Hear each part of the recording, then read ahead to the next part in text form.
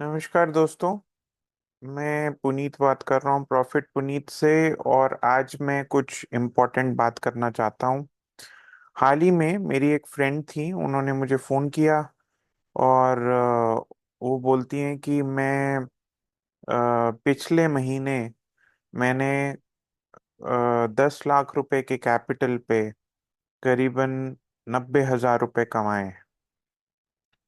तो मैंने कहा अच्छा, तो क्या हुआ। तो कहती हैं कि मुझे डाउट हो रहा है कि इस महीने में वो आ, मेरा अभी तक आधा महीना गुजर चुका है और मेरे पास खाली 10,000 रुपये आए हैं। और इस बात की चर्चा जब मैंने अपने घर में की, अपने कोलीग से की या अपने फैमिली मेंबर से की, तो फैमिली मेंबर्स ने कहा कि भाई इससे तो कुछ इस इतने प्रॉफिट से तो कुछ चलेगा नहीं। तो खर्चे कैसे पूरे होंगे, और क्या तुम सही भी कर रही हो? अ, क्या इतना टाइम स्पेंड करना मार्केट में ज़रूरी भी है कि नहीं है? या वो वेस्ट तो नहीं हो रहा है? वो आपके सही जो टाइम का सही यूज है कि नहीं है? तो मैं सब ये सुनता रहा और फिर मैंने देखा कि भाई 10 लाख पे 90,000 रुपये 9% हो गया। और उन्होंने ये भी बताया कि पिछले महीने से एक महीना पहले, विच इज मई, मई में उन्होंने 60,000 रुपये कमाए। तो अगर मई में 60,000 रुपये कमाए, वो 6% हो गया। जून में 90,000 रुपये कमाए, वो 9% हो गया। और जुलाई में अभी तक 15 दिन हुए हैं, 15, 16, 17 दिन हुए हैं, और उन्होंने 10,000 रुपये कमाए, जो कि 1% हो गया। तो टोटल उन्होंने करीबन 1,60,000 रुपया निकाल लिया 10 लाख रुपए के कैपिटल से, जो कि बना 16%। और ये भी ट्रेड करती हैं, बहुत फ्रीक्वेंटली नहीं, पोजिशनल ट्रेड करती हैं। अब ये 16% रिटर्न के बावजूद भी उसके घर वाले उसको बोल रहे हैं कि तुम सारा टाइम लगा देती हो और फिर भी प्रॉफिट पर्याप्त नहीं है, या जो रिटर्न्स तुम्हारे करने से, ये तुम्हारा टाइम लगाने से आ रहे हैं, वो सफिशिएंट नहीं है। और इस बात से उलझ जाती हैं वो, इस बात में बह जाती हैं वो। और वो कहती हैं कि शायद मेरे में कुछ गलती है, शायद मेरे में कुछ कमी है। अब दोस्तों, अब ये कहाँ की समझदारी है? ये तब होता है जब आप अपने रिटर्न्स को एब्सोल्यूट मनी टर्म्स में देखते हैं, एब्सोल्यूट नंबर्स में देखते हो। ये तब नहीं होगा, चलो वो मैं बाद में बताऊंगा कब नहीं होगा। पहले मैं आपको बताता हूँ कि ये तब होता है जब ये एब्सोल्यूट नंबर्स में देख रहे हो। तो वो देख रही हैं कि भैया 3 महीने में, 2.5 महीने में मेरे पास तो 1,60,000 रुपये आए। और अगर मेरा खर्चा जो है महीने का 1,00,000 रुपए है, जो कि मैं अपने लिए करना चाहती हूँ, चाहे मैं घर के लिए करूं, चाहे मैं अपने पर्सनल डिस्क्रिशनरी एक्सपेंस के लिए करूं, तो मेरे को तो 1,00,000 रुपया चाहिए। और कमा मैं रही हूँ 1,60,000, वो भी 2.5 महीने में। चाहिए मुझे 1,00,000 रुपया महीने में। तो ये इसलिए हो रहा है क्योंकि आप एब्सोल्यूट नंबर देख रहे हो। परसेंटेज देखोगे तो ये डिसअपॉइंटमेंट नहीं होगी। 16% इन 2.5 मंथ्स इज नॉट बैड, ये तो आप भी मानोगे। अब वो 16% ऑफ द टोटल कैपिटल कमा रही हैं। भाई आपको 1,00,000 अगर आपको महीने का चाहिए, और आप लेट से 3% निकाल लेते हो महीने का, तो आपको 30 लाख का कैपिटल होना पड़ेगा ना। 30 लाख के कैपिटल पे आप 1,00,000 रुपया निकाल लोगे। और अगर आपको 2 लाख रुपए चाहिए तो आपके पास 60 लाख का कैपिटल होना चाहिए। अगर आप 2% निकाल सकते हो और आप 3% नहीं निकाल सकते, तो आपको 1,00,000 निकालने के लिए आपके पास अ, कितना होना चाहिए? 20 लाख रुपए होना चाहिए। सॉरी, कितना होना चाहिए? 2% निकाल सकते हो, 50 लाख रुपए होना चाहिए 1 लाख रुपए निकालने के लिए। 50 लाख पे 2%, 1 लाख बनता है। ये सिंपल सी कैलकुलेशन है। जब आप परसेंटेज में कैलकुलेट करेंगे तो सिंपल कैलकुलेशन आपको डिसअपॉइंटमेंट नहीं देगा। जब आप एब्सोल्यूट टर्म्स में कैलकुलेट करोगे तो आपको डिसअपॉइंटमेंट होगी, पहली बात। दूसरी बात, मैंने ये पिछले एक दो वीडियोस में कहीं ना कहीं मेंशन की है, जब आपकी ट्रेडिंग से रिटर्न आपके व्यवसाय की रिटर्न से कम आएगी तो डिसअपॉइंटमेंट रहेगी ही रहेगी।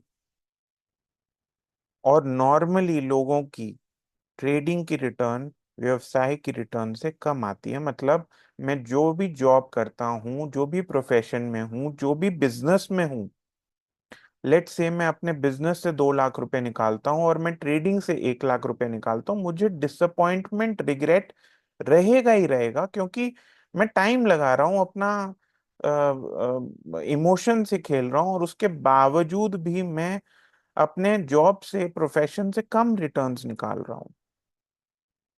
राइट? उसका इस फिर आप एब्सोल्यूट नंबर भी देख रहे हो, परसेंटेज देख नहीं रहे, तो इसलिए आपको पता ही नहीं चलता, आपका कंपैरिजन ही गलत हो जाता है। आप ट्रेडिंग में अगर 16% 2.5 महीने में निकाल रहे हो तो वो आपके प्रोफेशन से कम नहीं है। वो आपके प्रोफेशन से कम नहीं है, बट आप एब्सोल्यूट नंबर देख रहे हो।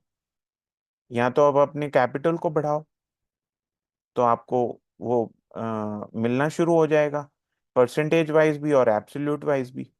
और अगर आप कैपिटल नहीं बढ़ा सकते तो आप परसेंटेज वाइज देखो, तो आपको कोई डिसअपॉइंटमेंट नहीं रहेगी। और जो लास्ट बात मैं कहना चाहता हूं, कि अगर आप ट्रेडर हो तो ट्रेडर की जर्नी एक लोनर्स जर्नी होती है, अकेले चलना पड़ता है उस जर्नी में।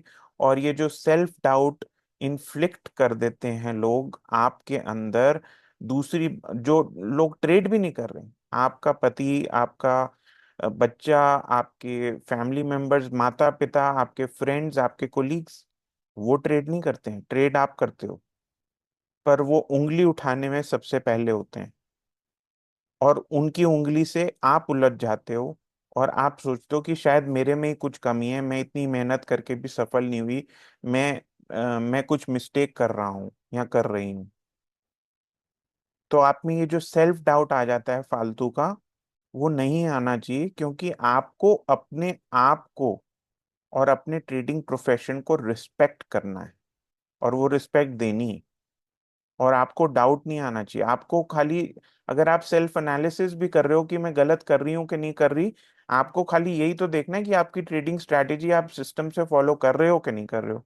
अगर नहीं कर रहे तब भी मान लो, अगर कर रहे हो तब भी मान लो। कर रहे हो तो शाबाशी दे दो अपने आप को, नहीं कर रहे तो भाई कर लो अगले अगले दिन से। Every day is a new day. यही कैच करना है आपको। Did I follow the system? Did I indulge in greed? Was I fearful in taking the trade and did not follow the system? क्या मैं ग्रीडी हो गई और इसलिए फॉलो नहीं किया? आपके जो लोगों के तर्क वितर्क हैं उनमें उलझना नहीं है, चाहे वो आपका लव्ड वन ही क्यों ना हो, चाहे वो आपका पति या पत्नी क्यों ना हो। आपने अगर अपना ट्रेडिंग, अपनी ट्रेड्स किसी के साथ डिस्कस करनी है, तो वो आपको या तो खुद एनालाइज करनी है, या आपका कोई ट्रेडिंग कोच हो तो उसके साथ डिस्कस कीजिए। वो खाली आपको, वो भी, उसका भी कमेंट करने का कोई आ, हक नहीं है। वो खाली आपको ये बताएगा ये आपके सिस्टम के साथ था, आप हाँ या ना में जवाब दोगे और आपको अपना आंसर मिल जाएगा। कई बार हम अपने से सवाल नहीं पूछ पाते तो हमें कोच से पूछना पड़ता है। तो मैंने आपको कुछ बातें बताई। पहला, आपको एब्सोल्यूट रिटर्न्स नहीं देखनी, आपको परसेंटेज रिटर्न्स देखनी है अपने कैपिटल पे। आपको अगर अपने व्यवसाय से मैचिंग ट्रेडिंग रिटर्न्स चाहिए तो आपको कैपिटल उस हिसाब से कैलकुलेट करना पड़ेगा। मेरे हिसाब से 1 से 2%, 1 से 3% महीने का आराम से आप ट्रेडिंग से निकाल सकते हो। तो अगर 1 से 3% है तो आप आराम से कैलकुलेट भी कर सकते हो कि ऑफ व्हाट कैपिटल, अगर मेरा कैपिटल एक्स है तो वो एक्स का 3% अगर मैं निकालूंगी या निकालूंगा तो वो क्या मेरे पर्सनल खर्चों को पूरा करेगा या नहीं करेगा। वैसे तो मैं ये सजेस्ट ही नहीं करता कि आप ट्रेडिंग वाले जो प्रॉफिट्स हैं उनको आप घर में ले आओ, उनको आप री इन्वेस्ट करो अपने लॉन्ग टर्म पोर्टफोलियो में, तो वो बेटर रहता है। बट लेट से आपने ट्रेडिंग को अपना धंधा बनाया है और आपका कोई प्राइमरी प्रोफेशन अब रहा नहीं है, तो उसको आप घर भी ला सकते हो, बट उसको फिर बिजनेस की तरह देखिए और 2-3 टका निकालिए, उससे ज्यादा निकालिए भी मत। एक और बात, जब आपको अगर एक महीने में 9% रिटर्न आ जाती है और एक यार्ड स्टिक है कि 1 से 3% आनी होती है, तो आप मान लीजिए कि ये 9% जो इस महीने आए हैं वो मार्केट ने मुझे बोनस दिया है, और ये कभी ना कभी आगे जाकर ड्रॉडाउन्स और स्लिपेजेस में वापस भी मार्केट लेगी, ताकि मेरे ओवरऑल ईयरली रिटर्न्स बैलेंस हो जाएं। तो साल का जो आपको 12 से 36% रिटर्न ट्रेडिंग में मिलना है, वो कभी ना कभी वहां बैलेंस आउट ही होगा। ऐसा ऑब्वियसली नॉन लीनियर रिटर्न्स होते हैं, कभी 9% आ गया, कभी 2% चला गया, कभी 4% आ गया, कभी 5% चला गया। ये नॉन लीनियर रिटर्न्स ही आते हैं। बट अगर एक महीने में 9% आ गया तो वो खुश नहीं होना है, क्योंकि आगे वाले महीनों में आपको वो तो उसमें से कुछ वापस देना भी पड़ेगा, ये भी ध्यान रखने वाली बात है। बट उसका मतलब ये नहीं है कि आप गलत कर रहे हो।